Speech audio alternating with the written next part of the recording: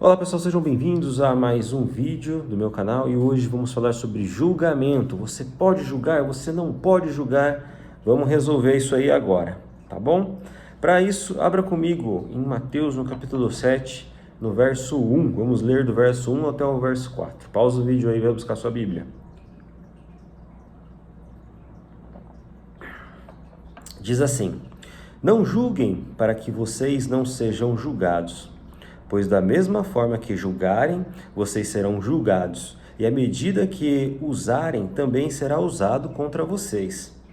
Porque você repara no cisco que está no olho do seu irmão e não se dá conta da viga que está no seu próprio olho? Como você pode dizer ao seu irmão: Deixa-me tirar o cisco do seu olho, quando há uma viga no seu? Hipócrita! Tire primeiro a viga do seu olho, e então você verá claramente para tirar o cisco do olho do seu irmão.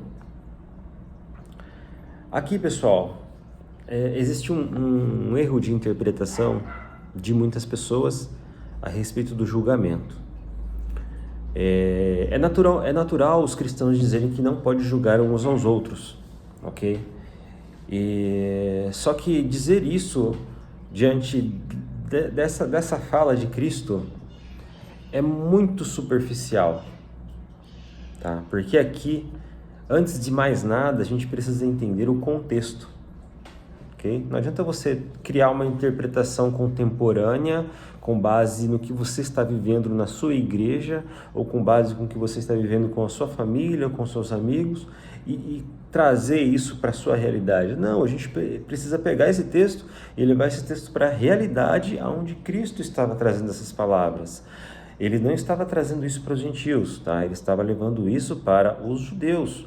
E naquela época existia judeus que eram hipócritas, ou seja, que cobravam das pessoas para que fizesse, para que cumprisse o mandamento, mas eles mesmos se esquivavam de cumprir, tá? Então o contexto era esse e não o que você está vivendo hoje. É claro que se você pegar exatamente o que aconteceu naquela época, você pode naturalmente interpretar para diversos assuntos nos dias de hoje, ok? Mas o ponto, né, ou como dizia um pastor, Jorge Linhares, acho que não é Jorge Linhares, eu esqueci o nome do pastor aqui do Ibicamp, de Campinas, ele dizia assim: o estupim da questão é o seguinte, era um sarro. Mas o ponto aqui é o seguinte, pessoal, muitas pessoas elas têm uma grande dificuldade em entender a respeito de julgamento. Então elas querem naturalmente evitar de julgar as pessoas para que elas não sejam julgadas, tá? Então a pessoa lê o versículo 1 e o versículo 2 e fica parado ali, sem entender o versículo 3 e o versículo 4, que são importantes e estão relacionados com o versículo 1 e o versículo 2. Então assim, com relação ao julgamento, é óbvio que você não deve julgar as pessoas pelo seu cabelo, pelas suas vestes, não deve julgar as pessoas pelo trabalho, pelas atividades, enfim, tá? As pessoas são diferentes, têm vontades diferentes, têm personalidades diferentes, então não adianta você ficar querendo julgar, tá? E não adianta, pessoal, a nossa carne, ela faz com que a gente julgue. O que a gente tem que fazer é tentar calar a carne o máximo possível, mas você deve sempre olhar para a cara de uma pessoa, tá? Ver um batom borrado, ver ali um cabelo esvoaçante e vai começar a julgar, tá? Mas essa não é a ideia, tá? E nem é necessariamente o contexto aqui, tá? Então o que ele faz? Primeiro ele estabelece que existe uma volta. Então assim, se eu for julgar, as pessoas vão olhar para mim se eu estou cumprindo aquilo que eu estou dizendo. Então, se eu tenho uma trave no meu olho, se eu tenho... Como é que ele fala aqui? Ele não fala trave, ele fala viga, tá? Então, se você fala um cisco é algo bem pequenininho, uma viga é algo maior, né?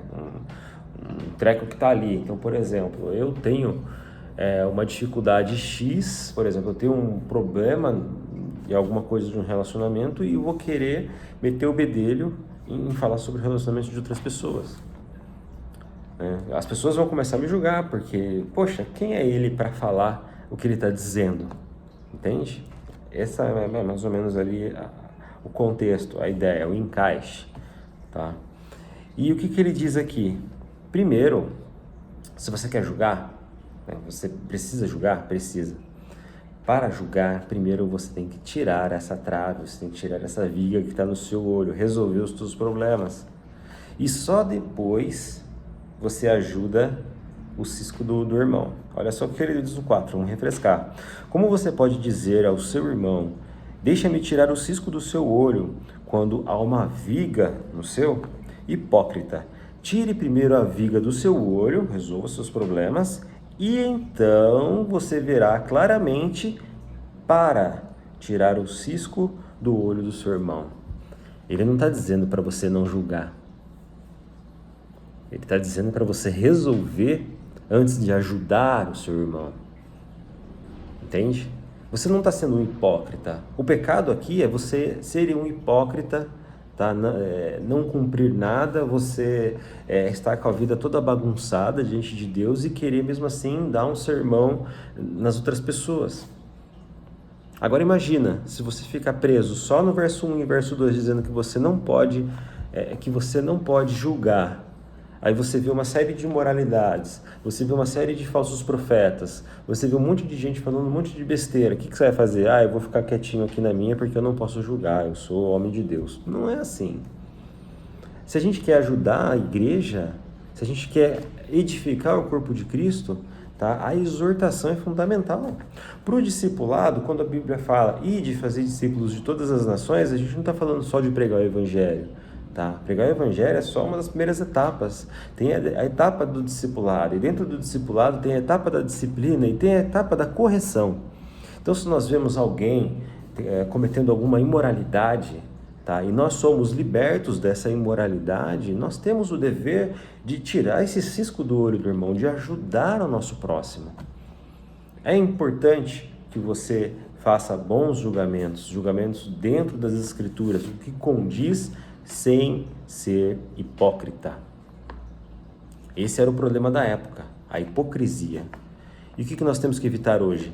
Evitarmos a hipocrisia, fazer com que a gente consiga ter uma vida bem diante do Senhor, uma vida justa, e com essa vida justa nós vamos conseguir tirar o máximo de ciscos possíveis dos olhos dos nossos irmãos. Entende? Olha o poder da palavra quando você entende o contexto, quando você entende o tipo, né, de julgamento que você vai fazer.